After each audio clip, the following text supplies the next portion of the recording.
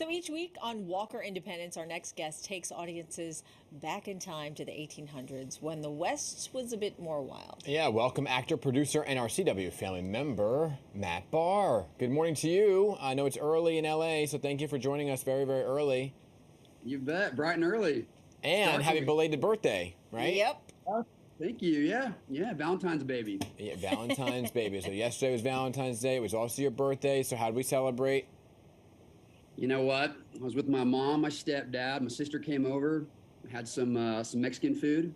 There we go. Chips and queso and guac. I mean, I couldn't have written it better. Yeah, I heard you're quite the guac maker. That's like your expertise, right? That and margaritas. Yeah, I'm so predictable. That's all on me. You know, I'm pretty easy that way. Yeah, next time you're going to have to come in person and then make that for us. But let's talk about the show. So Walker Independence, sort of the origin story for Walker, the Texas Ranger. Tell us about your character, though, Hoyt. It kind of influenced Walker Independence, so becoming its own series, right?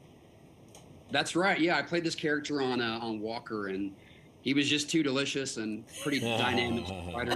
The writers thought we'd kind of spin it off. I didn't know they were going to go back 150 years, but I played this kind of scoundrel, gunslinging outlaw who's trying to find his place in the world and ends up literally crashing into Abby Walker in this town of Independence. And together they realize that they make a pretty formidable team and they take on this crooked sheriff. So I'm living out my 7-year-old, Texan dreams. There you go. All right, let's take a look at you as Hoyt, and then we'll talk about it.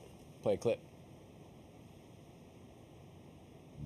I can see I may have offended you, my young friend. I apologize for assuming you were a milk drinker. The money! Now! Or else! Don't you come any closer. I admire your spirit. I really do. But I think we all know you weren't really gonna shoot me, buddy. You want to bet? Hey! No, what did you do that for? Don't feel bad, son. I'm doing you a favor. You ain't ready for this. I am so. No, you're not.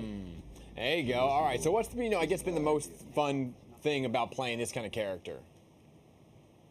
I think he's just I think the scoundrel's always fun. It's everything he does with a little, twinkle in his eye. I like that mischievous quality in him. And any excuse to just put on a cowboy hat and boots. Like I said, it's like I haven't changed much since I was 7 years old, I guess. But that's all they ever have you in is a cowboy hat and boots. I mean, you're always shirtless. What's up with that? Well, when I made my debut on Walker, I was I think almost naked, covered in glitter. So it seems to be a trend here.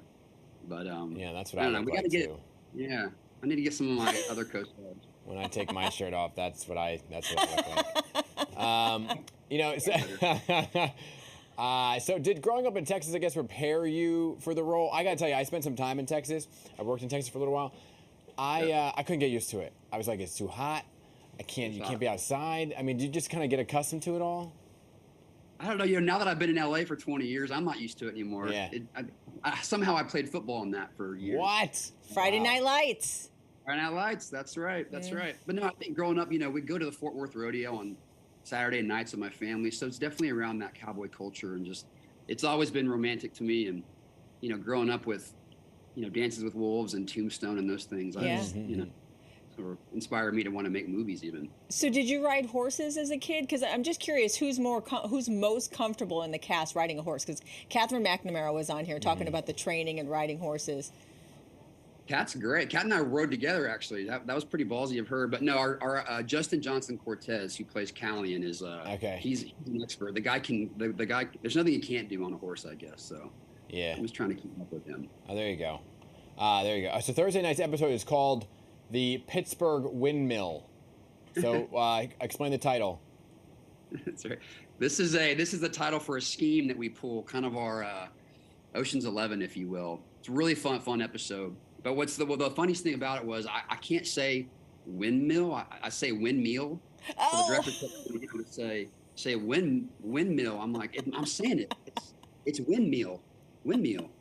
So I think we kept it in the show because that was an actor choice. Oh well, we're looking forward to seeing you. Thanks for stopping by. Again, you got to come back and make the guac and the margaritas. Got to be in person next time. So anytime. My fiance lives in New York. Oh, see? all the more reason for you to come visit. We'll do it. All right. And you can travel back in time with Matt on Walker Independence on Thursday nights at 9 p.m. right here on Pix 11. Good to see you. All right. Thanks again.